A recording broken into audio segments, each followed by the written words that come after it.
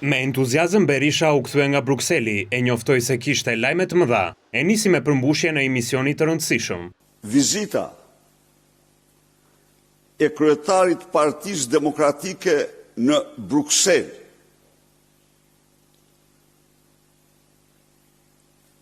krijoi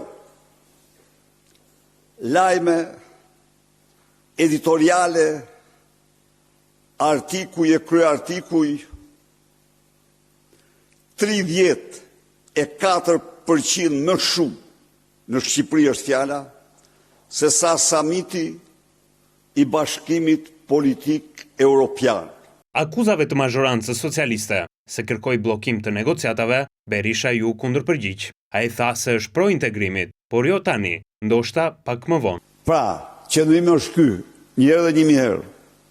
Shqipëria, ne mbështesim integrimin e Shqipërisë në Bashkimin Evropian.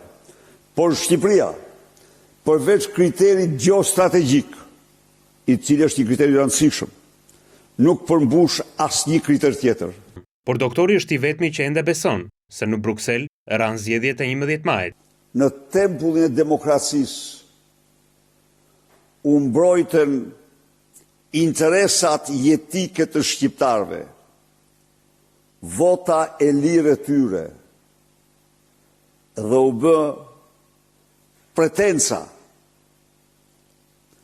ndaj Edi Ramës, farsës elektorale, mandateve kalp, se kur kjo farsë nuk do përligjet, kur kjo farsë nuk do të njihet.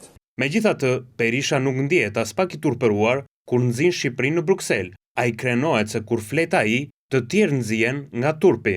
Të gjitha këto firmë mblidhen tek një njeri, tek Edi Rama, i cili kuptoi dhe nisi me urgjencë 2 përfaqësues të tij, dolën nga ajo mbledhje me fytyrë të nxirr, më të nxirr se këpucët e tyre. Pastori që kumbaj, kurse Etieni ishte sfazuar fare. A mundet kushta konkuroj doktorin në këtë fushë? Mission impossible. Po aq e pamundur, sa për te oqeanit e ka vështirë këtë zgjedh tani, Trump apo Musk. Nuk i lejoj vetës kur të ndërhyj në një debat të brendshëm të një vendi tjetër. Asnjëherë. Kurse sot e ka të qartë që do të mbështesë, me një urim, siç e kupton vetëm ai, futbollin. I uroj nga zemra sukses dhe fitore kombëtare sonë. Do ta ndjek, uroj që ata që me shpirt e zemër janë me Vučićin mos dalin atë, mos shkojnë atë ndeshje.